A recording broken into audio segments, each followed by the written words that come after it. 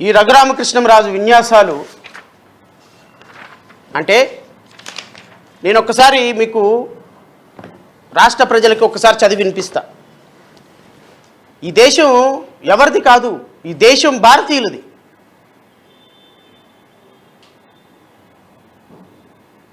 ఈరోజు ఈ రాష్ట్ర ప్రభుత్వాలు ఏర్పడినాయి అంటే 1,10,00,000 మందిగా ఉన్నటువంటి దళిత క్రైస్తవుల ఓట్లతోనే ఈ రాష్ట్ర ప్రభుత్వాలు మారుతున్నాయి.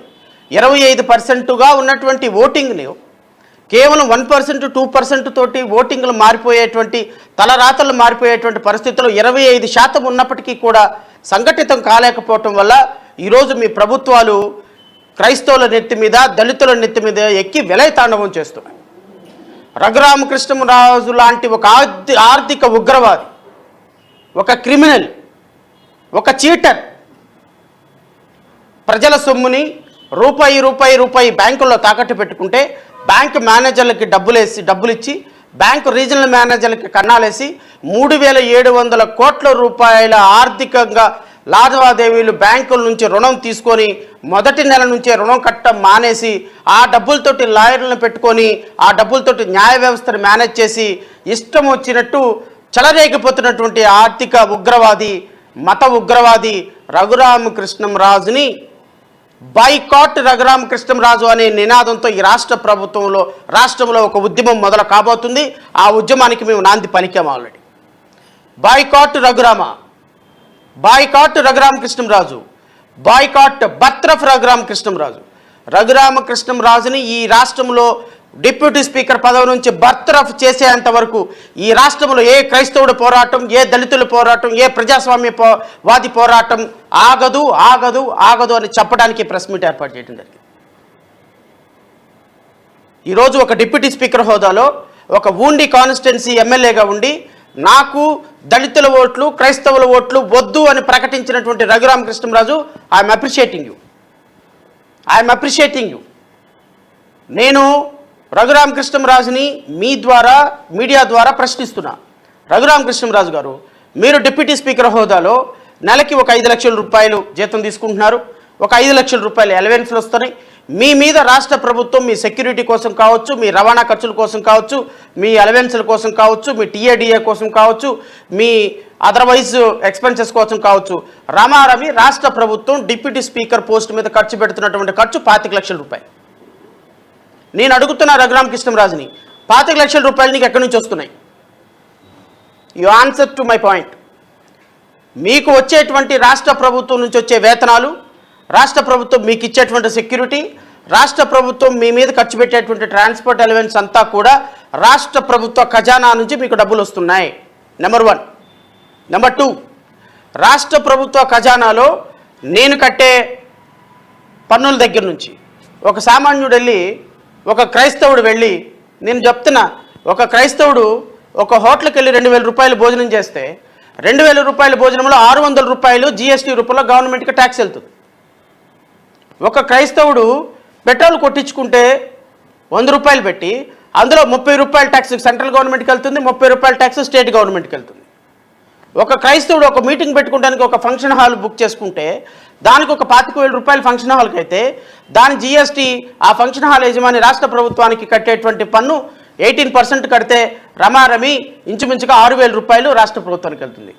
రాష్ట్ర ప్రభుత్వానికి క్రైస్తవులు, దళితులు కట్టేటువంటి పన్నుల్లో నుంచి కూడా ప్రతి రూపాయి రాష్ట్ర ప్రభుత్వ సెక్రటేరియట్కి, ట్రెజరీకి వెళ్తున్న సందర్భంలో ఆ ట్రెజరీ నుంచి డబ్బులు తీసుకుంటున్న నువ్వు నీ అకౌంట్లో పడుతున్నటువంటి 20 లక్షలు, 25 లక్షల రూపాయలు ఎవరి డబ్బులు, పన్నుల్లో నుంచి వచ్చిన డబ్బులో నీకు తెలీదు, నాకు తెలీదు. కానీ రాష్ట్ర ప్రభుత్వం జనరేట్ చేస్తున్న 2,78,000 కోట్ల రూపాయల రెవెన్యూలో 1,10,00,000 మందిగా ఉన్నటువంటి దళితులు, దళిత క్రైస్తవుల డబ్బులు కూడా ఉన్నాయి. కాబట్టి నీవు వాళ్ళ ఓట్లు వద్దు అని వాళ్ళని ప్రకటించి వాళ్ళ మీద బాణం ఎక్కుపెట్టి వాళ్ళని బదనాం చేయటానికి, వాళ్ళ ఆర్థిక స్థితిగతుల మీద, వాళ్ళ సామాజిక పరిస్థితుల మీద, వాళ్ళ జీవన ప్రమాణాల మీద దెబ్బ కొడుతున్నటువంటి మీరు, వాళ్ళ ఓట్లు మాకు వద్దు అని చెప్పినటువంటి మీరు ఆ పోస్ట్కి రిజైన్ చేసేయండి. రాష్ట్ర ప్రభుత్వం నుంచి వచ్చేటువంటి పన్నుల్లో నుంచి వచ్చేటువంటి ఎటువంటి జీతాలు మీరు తీసుకోవడానికి అర్హత లేదు అని నేను రాష్ట్ర ప్రభుత్వానికి, రాష్ట్ర ప్రజలకి నేను ప్రెస్ మీట్ ద్వారా తెలియజేస్తున్నాను. మీకు ఏమాత్రమైనా సరే సిగ్గు సరే ఉంటే, మీకు ఏమాత్రమైనా సరే లజ్జ అభిమానం ఉంటే, మీకు ఏమాత్రమైనా సరే మీరు అన్న మాట మీద స్టాండ్ అవ్వే నిజాయితీ ఉంటే మీరు మీ డిప్యూటీ స్పీకర్ పోస్ట్కి రాజీనామా చేసి దళిత క్రైస్తవులు కడుతున్నటువంటి పన్నుల్లో నుంచి నేను జీతం తీసుకోను అని మీరు ప్రకటించమని నేను డిమాండ్ చేస్తున్నా. నోరుంది కదా అని ఊరకే అడ్డంగా పెంచేసి ఈ ఒళ్ళుతో పాటు నోరు కూడా పెరిగిపోయింది. ఏం మాట్లాడుతున్నామో అర్థం కావటంలా, ఏం బిహేవ్ చేస్తున్నామో అర్థం కావట్లా. 1,10,00,000 మందిగా ఉన్నటువంటి ఒక ఆరాధ్య దైవంగా పూజిస్తున్నటువంటి ఒక దేవుణ్ణి పట్టుకొని మేకుల దేవుడు అని సంబోధించేటువంటి నీకు ఆ మేకులతోని సమాధానం చెప్పే రోజు ఒకరోజు వస్తుంది. అది అతి త్వరలోనే ఉంది, గుర్తుపెట్టుకో. ఈరోజు తెలుగు వీర లేవరా అంటూ ఒక ఆర్గనైజేషన్ స్టార్ట్ చేసి ఆ ఆర్గనైజేషన్ ద్వారా రాష్ట్ర వ్యాప్తంగా ఉన్నటువంటి ఎస్సీ ఎంప్లాయీస్ ఎవరైతే చర్చికి వెళ్తున్నారో వాళ్ళ అందరి మీద నిఘా పెట్టి, ఎంత దుర్మార్గం అంటే రాష్ట్ర ప్రజలు గమనించండి, రఘురామకృష్ణంరాజు ఎంత నీచానికి దిగజారాడు అంటే రాష్ట్ర వ్యాప్తంగా 500 మంది ఎంప్లాయీస్ ఎవరైతే చర్చిలకు వెళ్తున్నారో వాడు ఐడెంటిఫై చేసి వాళ్ళ తల్లిదండ్రులు చనిపోయినప్పుడు తల్లిదండ్రుల సమాధులు ఎవరైతే క్రిస్టియన్ సాంప్రదాయాల ప్రకారం పూడ్చారో ఆ క్రిస్టియన్ సాంప్రదాయాల ప్రకారం వాళ్ళ తల్లిదండ్రుల సమాధులను కూడా ఫోటోలు తీసి ఆ ఫోటోలతోటి రాష్ట్ర అధికారులకి వీళ్ళ క్యాస్ట్ సర్టిఫికెట్లు క్యాన్సిల్ చేయండి, వీళ్ళ తల్లిదండ్రులు చనిపోతే క్రిస్టియన్ మతాచారాల ప్రకారం వీళ్ళని పూడ్చిపెట్టారు అని చెప్పే నీచమైన స్థాయికి నీ రాజకీయం దిగజారిపోయింది. దానికి నువ్వు సిగ్గుపడాలని నేను కోరుతున్నా. ఏ విధంగా నేను ఇది చదివి వినిపిస్తా. Doctor Vinod Kumar IAS, collector మరియు జిల్లా మెజిస్ట్రేట్, రెవెన్యూ డివిజనల్ అధికారి, రేపల్లె. ఈ నెంబర్ 39007/2026 C2 తేదీ 27/5/2026. ఇది గౌరవ కలెక్టర్ బాపట్ల ఒక ఎంప్లాయీకి ఒక ప్రభుత్వ అధికారికి రఘురామకృష్ణంరాజు కంప్లైంట్ చేసిన లీగల్ ఫోర్స్ ఏదైతే రఘురామకృష్ణంరాజు ఏర్పాటు చేశాడో ఆ రఘురామకృష్ణంరాజు ఏర్పాటు చేసిన లీగల్ ఫోర్స్ కంప్లైంట్ చేశారు. ఏమని కంప్లైంట్ చేశారు అంటే, ప్రస్తావనలో పేర్కొన్న ఫిర్యాదు ప్రకారం ప్రస్తుతం చంపాడు గ్రామం, వేమూరు మండలం గ్రామ రెవెన్యూ అధికారిగా పనిచేస్తున్న పులి సీతయ్య క్రైస్తవ మతాన్ని స్వీకరించిన ఎస్సీ రిజర్వేషన్ కింద ఉద్యోగం పొందారు అని సో ఫారం ఫిర్యాదు చేసింది. ఈ ఫిర్యాదుతో పాటు వాళ్ళు ఇచ్చినటువంటి documents, Telugu baptist church Sandrapati Mohan గారు సో పులి సీతయ్య గారి వివాహ క్రైస్తవ ఆచారం ప్రకారం జరిగిందని జారీ చేసిన లిఖితపూర్వక ధ్రువపత్రం. అంటే ఎవరైతే విఆర్ఓగా ఉన్నారో అతను క్రిస్టియన్ సాంప్రదాయాల ప్రకారం పెళ్లి చేసుకున్న కారణంగా, మీరు క్రిస్టియన్ సాంప్రదాయాల ప్రకారం పెళ్లి చేసుకున్నారు కాబట్టి మీ క్యాస్ట్ సర్టిఫికెట్ ఎందుకు రద్దు చేయకూడదు అని షోకాజ్ నోటీసు కలెక్టర్ రూపంలో ఇచ్చినటువంటి షోకాజ్ నోటీస్. ఈ విధంగా రాష్ట్ర వ్యాప్తంగా 500 మంది ఎంప్లాయీస్ మీద రఘురామకృష్ణంరాజు దళం కంప్లైంట్ చేస్తే ఒక్కొక్క కంప్లైంట్ని యాక్సెప్ట్ చేస్తూ కలెక్టర్లు ఇస్తున్నటువంటి షోకాజ్ నోటీస్.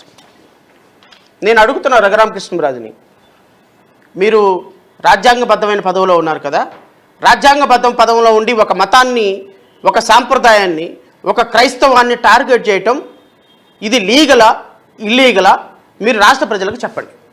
ఇప్పుడు నేనున్నానండి, నేను లాయర్ని, నాకే విధమైనటువంటి ప్రభుత్వం నుంచి డబ్బులు రావటంలా, నేను ఏ విధమైనటువంటి ప్రభుత్వ రెమ్యునరేషన్ పొందటంలా, నేను ప్రజల దగ్గర నుంచి ఏ విధమైనటువంటి శాలరీ నేను తీసుకోవటంలా, రాష్ట్ర ప్రభుత్వం నాకు శాలరీ ఏమి ఇవ్వటంలా, నేను ఏదైనా ఒక ఇండివిజువల్ మీద, ఒక మతం మీద ఏదైనా నేను కంప్లైంట్ చేస్తే నాకేం ఇబ్బంది లేదు. ఎందుకంటే నేనేమి గవర్నమెంట్ దగ్గర నుంచి ప్రజల దగ్గర నుంచి సమానంగా అందరిని చూడదు. కానీ మీరు అలా కాదు కదా.